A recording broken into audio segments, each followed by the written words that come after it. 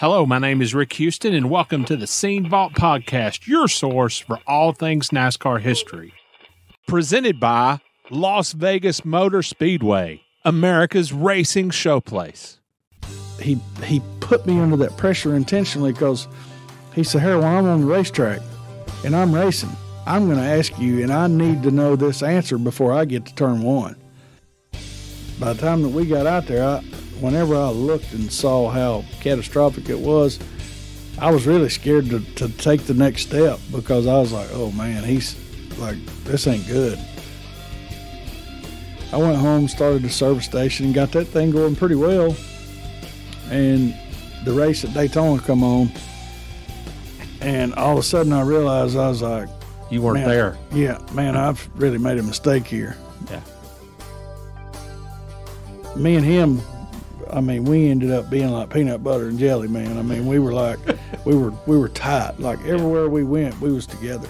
So I somewhat got a redneck engineering degree through Dan. The day NASCAR and all of us associated in any way with NASCAR forget its past, that's the day we don't have any future. Now, from what I understand, you grew up near Talladega, Pell City. Is that right? Yes, sir. Okay. Pell City, Alabama. All right. Tell me about your dad and your high school football coach and the influence that they had on getting you into the sport.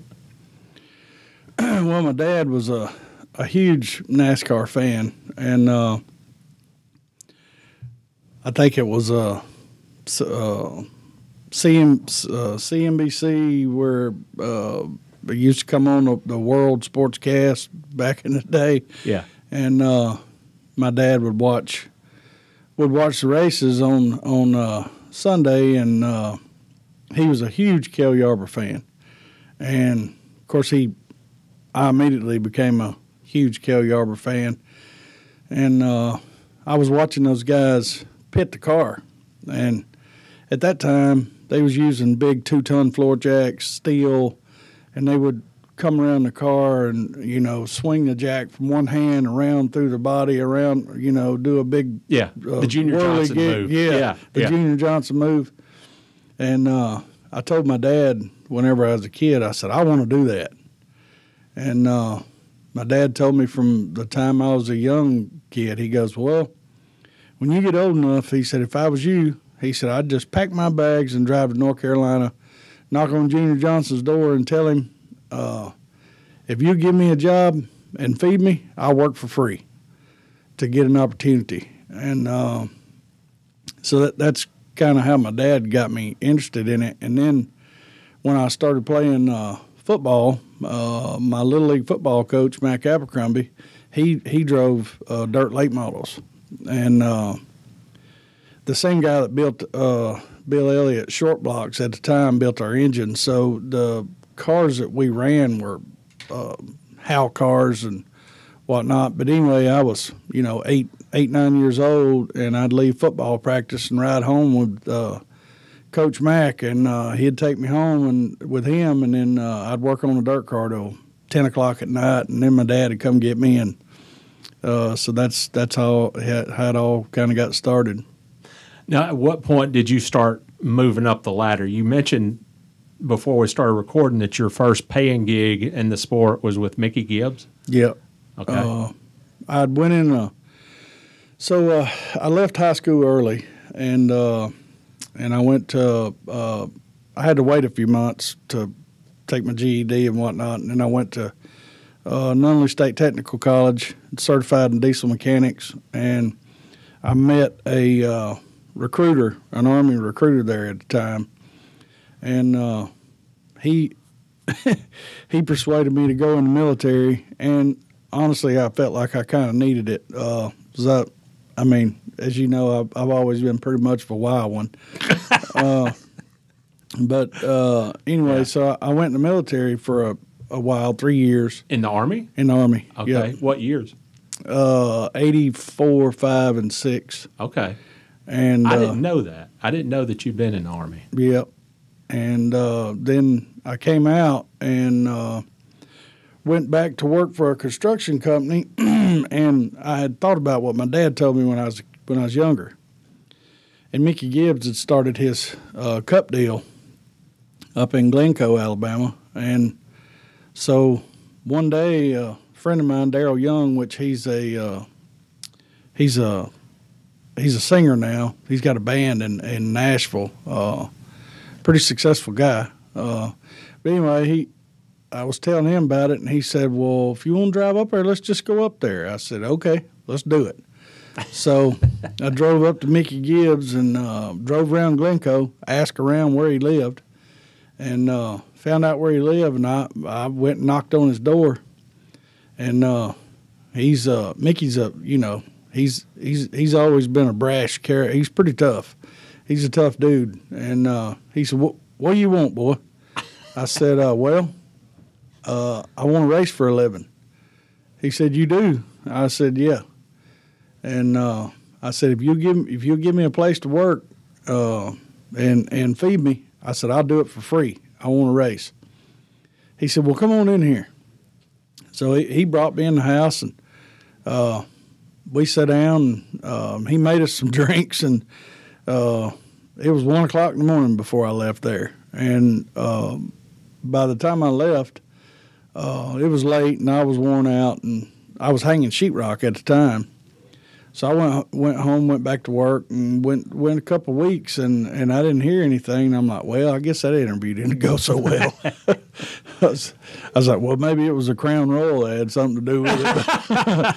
But 2 weeks went by, and then one Sunday night, I was getting everything ready. We was doing a job at UAB in Alabama. And one Sunday night about, 8, 9 o'clock, Mickey called me, and he said, hey, boy, he said, you still want to race for a living? I said, yes, sir. He said, be at my shop tomorrow morning at 5 o'clock. I said, I got to call my – he said, did you hear what I said? I said, yes, sir, I'll be there. So wow. So I called my field supervisor at the time and told him what the deal was. And he said, man, that's an opportunity. He said, go do it. And he said, I understand. So I showed up at 5 o'clock, and I got out of my car in his truck, and he took me straight to Talladega. And, really? Yeah, we was testing Talladega that day. Now, was he racing Cup at the time? Yeah, Cup and ARCA. Okay. Mm-hmm. All right. Who for was that? That was his own team. Okay. All right. So I want to go back to your stint in the military, in the Army. What did that do for you? You talked about maybe getting you on the right track. What did it do for you? The biggest thing it did for me was it taught me how to take ownership. Take ownership in what you do. Never quit. And I was around some great people. I was in the infantry, and that's a pretty tough deal. I went through basic at Fort Benning, Georgia, and there was some tough characters back then, and that was the biggest thing is it taught me how to take ownership, believe in yourself, never quit, and and the team values, like it didn't matter. It didn't matter what if you was what color, race, religion, didn't matter. We were all the same. And the team values that you learn in the military are just second to none. And that was some of the biggest lessons that I learned, I think. So you went to work for Mickey. How long did you stay with him? And what year did you go to work for Mickey? End of '87. Okay. Middle end of '87, and I stayed there till almost a year. But as we were going through there, as we were racing, we raced at Charlotte Motor Speedway. We ended up having some engine trouble, but we were running fairly well, and we there was only a few of us, me, Eddie Labertone, and Randy, Bob Campbell, and that was all the people that we had, and we was running in the top 15. And end up having engine trouble, and Mickey got noticed by a team out of Ohio at the time, and I can't remember. It was a Buick, but I can't remember the name of the team. But anyway, they saw Mickey and they hired him, and Mickey didn't want to let me go to Ohio. He wanted me to stay in Alabama. And there was 1,000, which now is the Robert Trent Jones Golf Trail. But there was 1,000 acres of grass. And for me to get in there to work on that race car, I had to mow that 1,000 acres of grass.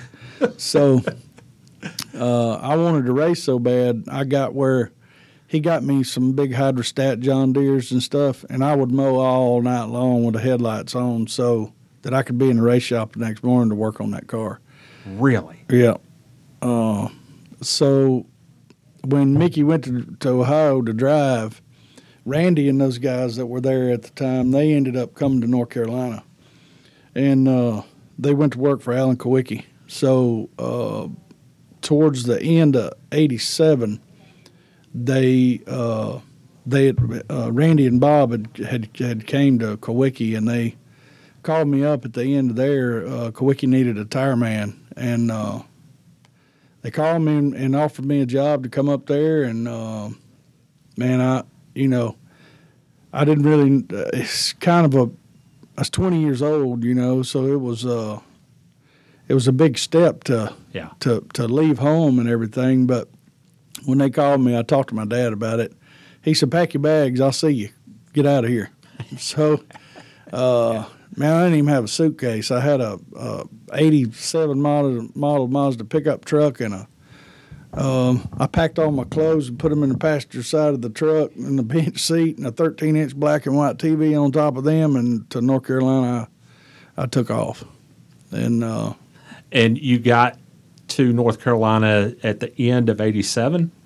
Right, yeah, end of '87, first of '88. Okay. I think it was actually March of '88 whenever I got here.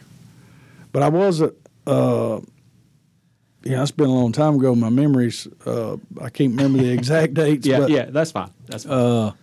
I was when I went to work for Alan, I was with him for I don't know, maybe 2 months. And then we went to Phoenix, and he won his first race. So Alan was like... So you were with Alan when he won his first race? Yes, sir. Really? Mm-hmm. What do you remember about that day? It was... Alan was such a perfectionist at everything that he did. And I was still green, like, I was a real greenhorn, so I didn't really know a whole lot about anything. I knew how to drive the truck, and I was driving the truck out there. I knew how to do tires. But I remember Alan, he's like, "Listen, we got an opportunity."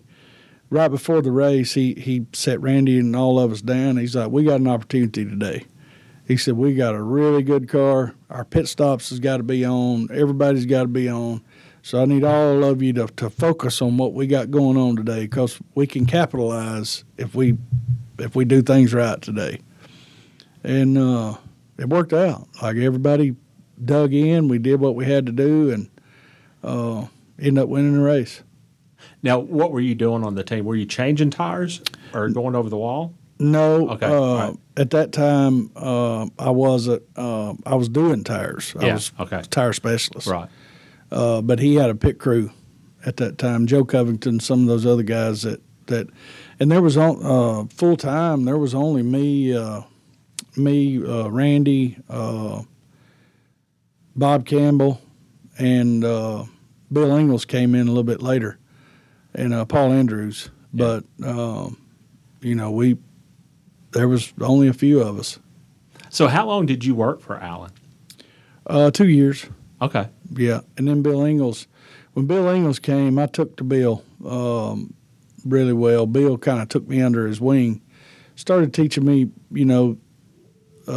different areas of the race car and things, and so I took to Bill pretty well. And then Bill left Kulwicki in '89 and went to Bahari, and then Bill took me with him whenever he went to Bahari with Michael Waltrip. All right. What is your best working for Alan Kulwicki story? You talked about how he had a certain way of doing things, and he was very specific about that. What's your best working for Alan story? that would tell what it was like working for him? Well, I'll tell you how much of a perfectionist that he was. So before he let me officially do tires, Paul was his crew chief at the time, Paul Andrews, and Paul was man. He was a great racer, and at that time the bi-sply tires, we were going through 10, 12 sets of tires to race. Well, there was a lot of math that you had to do. Every tire was a different size. So the first 6, 8, 10 weeks, I did all the measuring, sizing, the whole 9 yards, and then I would just write everything down. And then Alan, I'd carry everything to Alan, and then he would put them in sets like he wanted them. But I was still I was just putting everything down on paper, and Paul and Alan would do all the figures. So when Alan, he said, "All right, Harold," he said, I'm going to let you start making all the calls on these tires. He said, "But I'm getting ready to give you a math test." I said, "A what?" He said, "A math test." I said, "Okay. All right." And, I didn't have a deep education, but I knew enough of my basic math to do everything I needed to do, So he wrote down probably 25 different fractions, and he said, "I got this sheet, and here's your sheet." He said, "I'm going to go through here and randomly pick these, and I want you to give me the answer." I said, "Okay." Well, Alan was a little bit of an intimidating guy to talk to at times, so he kind of put me under a little stage fright a little bit. So he's like, "All right, 89 and a quarter, 90 and 3/4. What's the number?" And I had to be able to add and subtract those fractions in my head and spit them out. In your head? In my head, and spit it out fast enough for him, because he put me under that pressure intentionally, because he said, "Harold, when I'm on the racetrack and I'm racing, I'm going to ask you, and I need to know this answer before I get to turn one." He said, "So everything's intense." So I flunked it. I was so stage fright and shocked, and I flunked it. Yeah. So it was probably 6 weeks before he gave me another opportunity again. And so I took a tape measure and I started folding it in half, and I visualized everything in my head. So when I saw 2 different fractions, I had a tape measure perfectly visualized in my head to where I could tell him instantly, what that number was. And he'd be racing at Bristol and be like, "Harold, take the left rear out of set 2, -2, take the right rear out of set 6, plus 2, tell me what you got." And before the race, some of that time was a Hoosier Goodyear war. Yeah. So I'd have 22 sets of tires in the pits. This is a 500-lap race. And he would memorize every tire. And he knew, he'd tell me, go to the H1, take the left rear out of this, and go to the right rear out of H6, and match them 2 up and tell me what you got. And he wanted to know it right then. If you couldn't answer it right then, well, your head was on the chopping block. Wow. Yeah, oh yeah, he was amazing. And after I left Alan, when I got an opportunity to start moving up and start working in the chassis area and suspension and handling and whatnot, some of all the stuff and procedures that he had taught me just started to click. Yeah. So it was 5 years down the road, and I was still figuring out what he had taught me. So you move over to Bahari with Michael Waltrip at the beginning of the 90 season? 89, into 89. Yep. Into 89. Mm-hmm. All right. So you were telling me, and I asked you specifically about this one, you were with Michael the day that he had his big crash at Bristol. Yes, sir. He was actually driving for Ronnie Silver's. Yeah. In the Busch car. Yeah. But I was doing tires for Ronnie that day. Ronnie and Bahari, they were. Yeah. Everything stayed in Ronnie's shop, but we were all one. Yeah. Kind of one organization. Ronnie was a big part of Bahari and great guy too. Yeah. I loved that Ronnie Silvers, man. He was a wonderful guy. So, where were you pitted? Were you on the front stretch or back? We were on the back stretch then. Yeah, we were on the back stretch. Tell me what you saw. Well,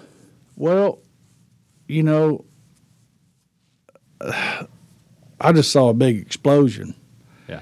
And Bill was standing over there with me, Ingalls, and I saw him come off and I saw him hit, and there was so much smoke and stuff was flying. I thought, man, that was ugly. And Bill said, come on. And both of us jumped the wall and ran out there. And by the time that we got out there, whenever I looked and saw how catastrophic it was, I was really scared to take the next step because I was like, oh, man, he's like, this ain't good. And we dragged the roof off, and I looked, and I was on the driver's side over there with Michael. I looked, and I saw the seat belts, and they was pulled around his neck so hard it was pulled down in his skin.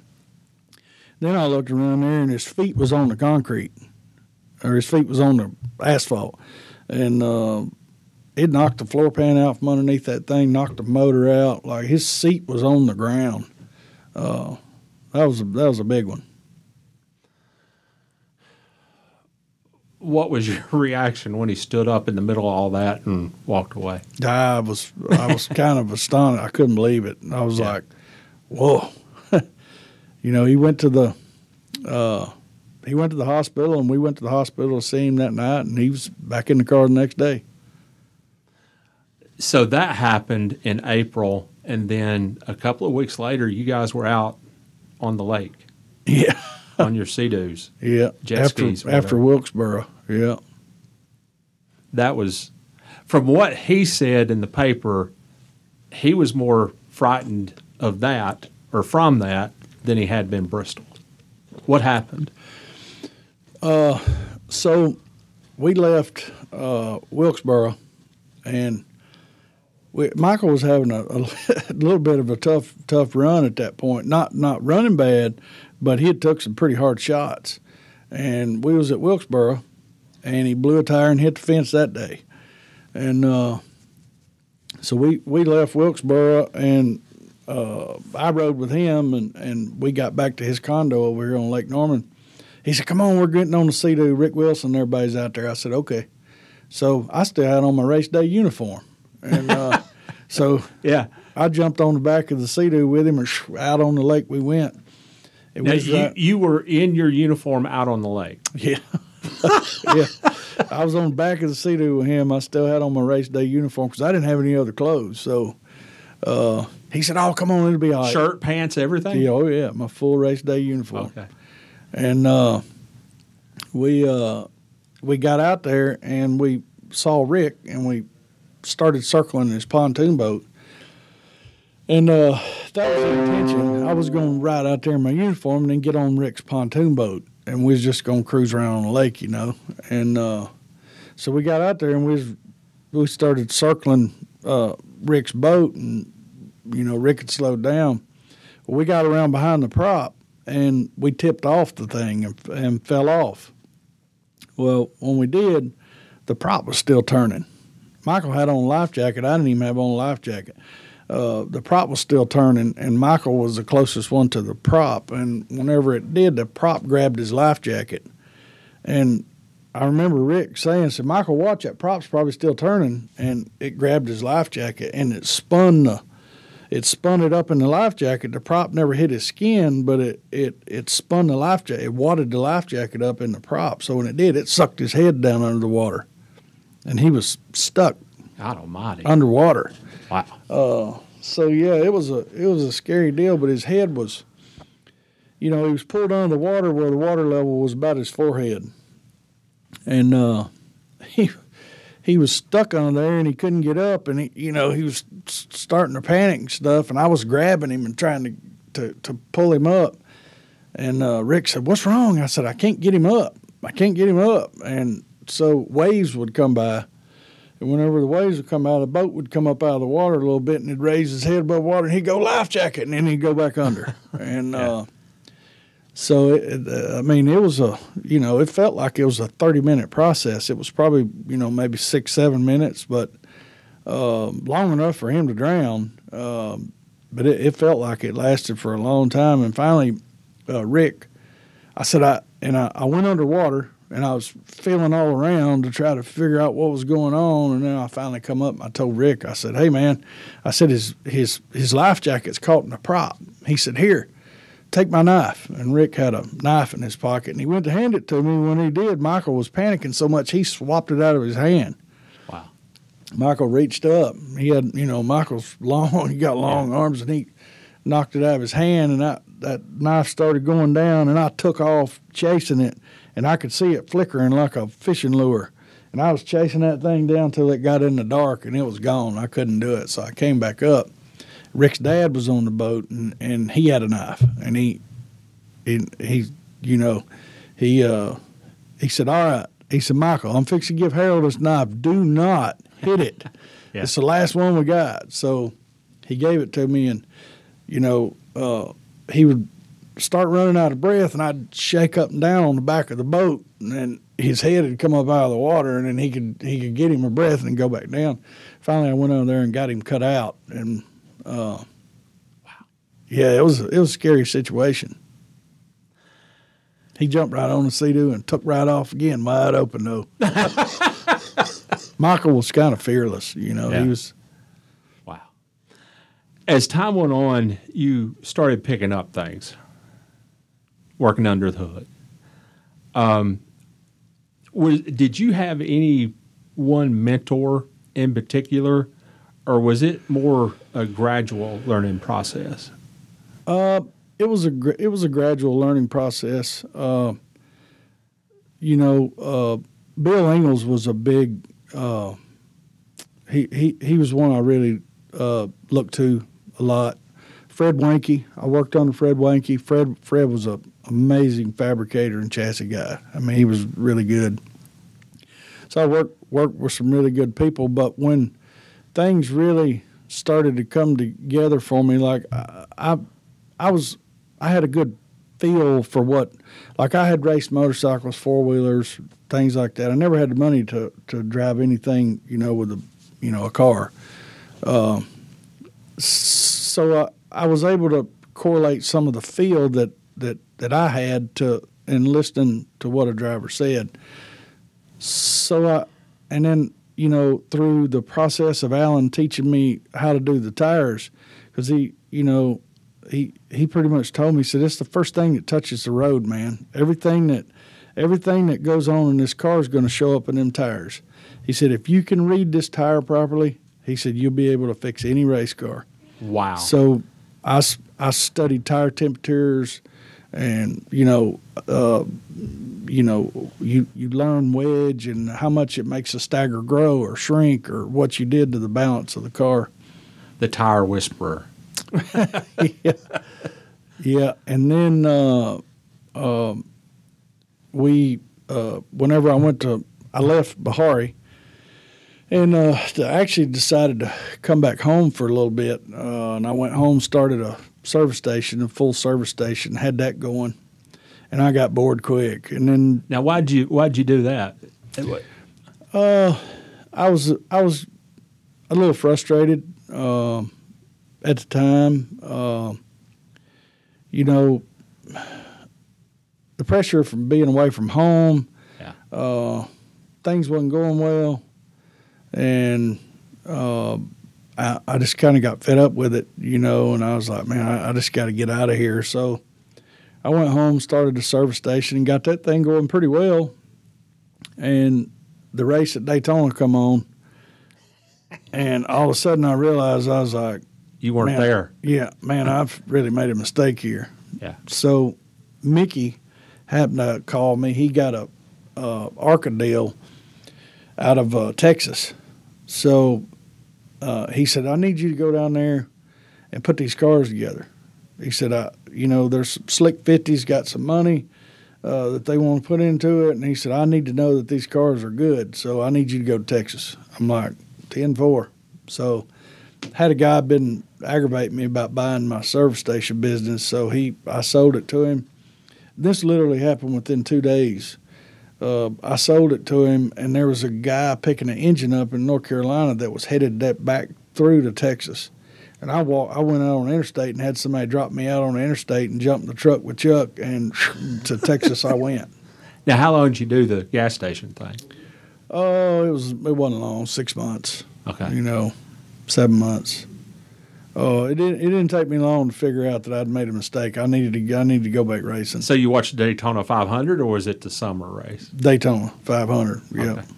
And so then I worked my way through Texas, and then that deal kind of fell apart. And then I went to work for Ronnie Grayson in North Carolina, hanging bodies, and I didn't even have a car up here.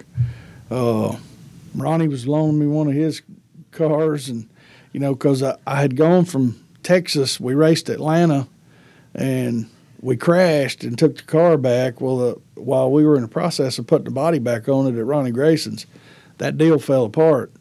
So I was just kind of in limbo. Yeah.